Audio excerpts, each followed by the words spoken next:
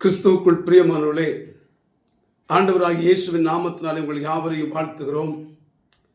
இன்றைய புதுவாழ்வு வார்த்தைகள் நிகழ்ச்சிக்கு உங்கள் யாவரையும் வரவேற்கிறோம். இன்றைய நாளிலே கர்த்தர் நம்முடைய வாழ்க்கையிலே மாற்றத்தை ஏற்படுத்துவேன் என்கிற தலைப்பிலே கர்த்தர் பேசுவாராக. அதற்கு ஆதாரமாக 40ஆம் சங்கீதம் 2-3 வசனங்களை வாசிக்கிறேன். பயங்கரமான குழியிலும் உளையான சேற்றிலுமிருந்து என்னை தூக்கி எடுத்து என் கால்களை கன்மலையின் மேல் நிறுத்தி என் அடிகளை உறுதிப்படுத்தி நமது தேவனை துதிக்கும் புதுப்பாட்டை அவரின் வாயிலே கொடுத்தார். அநேகர் அதை கண்டு பயந்து கர்த்தரை நம்புவார்கள். கவனிகள், இந்த வசனம் சொல்கிறது, அழகாக வேதம் போதி கவனிகள். நாம் தேவனை பாடுகிறோம். ஏன் பாடுகிறோம்? உளையான சேற்றில் இருந்த நம்மை, பயங்கரமான குழியிலிருந்த நம்மை கர்த்தர் தூக்கி எடுத்தார். பயங்கரமான குழியில் தள்ளப்படுவதற்காக நியமிக்கப்பட்ட நம்மை கர்த்தராகி இயேசு கிறிஸ்து கல்வாரி சிலுவையில் தம்முடைய மரணத்தின் மூலமாக கரத்தை நீட்டி நம்மை தூக்கி எடுத்தார். ஆகவே புதுப்பாட்டு நமக்கு தந்தார். அவரை நம் மனம் திரும்பி அவரை ஏற்றுக்கொண்டு வரும் பொழுது அவர் நமக்கு புதிய வரங்களை தந்து அவரை புது பாடல்களை பாடி அவரை துதித்து ஆராதனை செய்யும்படி தேவன் நமக்கு புதிய பாடல்களை வரங்களை கொடுத்தார். நாம் இப்படி நம்ம பாடி கர்த்தரை துதித்து ஆராதனை செய்து தேவனுடைய நாமத்தை மகிமைப்படுத்தும் பொழுது வேதம் என்ன சொல்லுகிறது? தேவன் நம்மளை ஆசீர்வதிக்கிறார். யாத்ராகமத்தின் புஸ்தகத்தில் என்ன வாசிக்கிறோம்? என் நாமத்தை பிரஸ்தாபப்படுத்தும் எந்த ஸ்தானத்திலும் நான் வந்து அங்கே உங்களை ஆசீர்வதிப்பேன் என்று கர்த்தர் சொன்னார். ஏசாயின் தீர்க்கதரிசன புஸ்தகத்தில் என்ன வாசிக்கிறோம்? அங்கே எகிப்தியரும் அசீரியரும் எகிப்தியர் அசீரியாவுக்கு போவார்கள், அங்கே ஆராதனை செய்வார்கள். அசீரியர்கள் எகிப்துக்கு வருவார்கள், அவர்கள் 2 பேரும் சேர்ந்து ஆராதனை செய்வார்கள். 2 பேரும் சேர்ந்து இஸ்ரவேலோடு சேர்ந்து 3 பேருமாக கர்த்தரை ஆராதனை செய்வார்கள். அங்கே கர்த்தர் அவர்களை ஆசீர்வதிப்பார் என்று ஏசாயா தீர்க்கதரிசன புஸ்தகத்தில் எழுதியிருக்கிறது.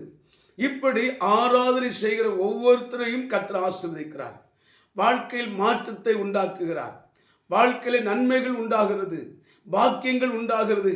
இப்படி அவர்கள் நாளுக்கு நாள் கர்த்தரை ஆராதித்து ஆசீர்வதி கர்த்தருடைய ஆசீர்வாதம் இருக்கிறபடினாலே 5 அப்பமும் 2 மீனும் எப்படி பெருக்கம் உண்டாயிற்றோ அதே போல அவருடைய வாழ்க்கையில் பெருக்கம் உண்டாகி நன்மையும் கிருபையும் பாக்கியங்களும் ஸ்லாக்கியங்களும் எல்லா விதமான ஆசீர்வாதங்களும் ஐஸ்வர்யங்களும் அவர்களுக்கு உண்டாகிறது.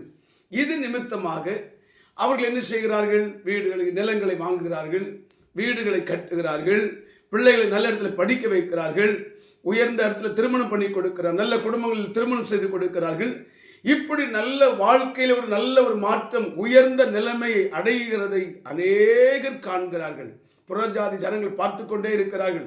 இவர்கள் ஆண்டவரை ஏற்றுக்கொண்டார்கள், ஆலயத்துக்கு செல்கிறார்கள், கர்த்தரை ஆராதனை செய்கிறார்கள். இவருடைய வாழ்க்கை எப்படி இருக்கிறது என்பதை, அந்த வாழ்க்கையில் ஏற்படுகிற மாற்றத்தை கொஞ்சம் கொஞ்சமாக படிப்படியாக பார்த்து கொண்டு வருகிறார்கள். கடைசியாக ஒரு நாள் இவர்கள் எல்லாரும் நல்ல நிலைமைக்கு வந்துட்டாங்க. நாமளும் ஆண்டவர்கிட்ட போனால் நல்ல நிலைமைக்கு வந்துடலாம். இவங்க ஆண்டவர் உண்மையான தெய்வம், ஜீவனுள்ள தேவன். அவர் மரித்தோர் அல்ல, மரித்தோரிலிருந்து உயிரோடு எழுந்தவர், இன்றைக்கும் ஜீவிக்கிறார். அவருடைய வாழ்க்கையை மாற்றினவர் நம்முடைய வாழ்க்கையை மாற்றுவார் என்று நம்பி இயேசுவிடத்திலே வருகிறார்கள். அவன் சொல்லுங்க, எனக்கு அருமையான மகனே மகளே, கர்த்தரை நன்றாய் ஆராதனை செய்யுங்கள், கர்த்தருடைய சமூகத்தை தவறாது செல்லுங்கள்.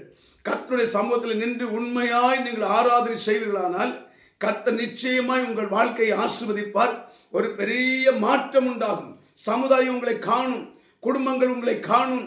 எல்லாரும் உங்களை கண்டு தேவனுக்கு பயந்து கர்த்தரை நம்புவார்கள், கர்த்தரிடத்திலே வருவார்கள். ஆகவே தேவ சமூகத்திலே வாழ்க்கை அர்ப்பணிப்போம், தேவ சித்தம் செய்வோம். தேவன் நம்மளுடைய வாழ்க்கையில் பெரிய மாற்றத்தை தருவார். அந்த மாற்றம் அநேகருடைய வாழ்க்கையிலே இயேசுவை நம்பி வருவதற்கு அது காரணமாக அமையும். ஆமென் சொல்லுங்க. ஆண்டவர் இந்த சத்தியத்தை கேட்டுக்கொண்டிருக்கிற யாவரையும் ஆசீர்வதியும், கிருபையும் சமாதானம் பெருகட்டும். கேட்ட வசனத்தின்படியே மாற்றங்களும் உயர்வுகளும் உண்டாகட்டும். இயேசு நாமத்தில் பிதாவே, ஆமென்.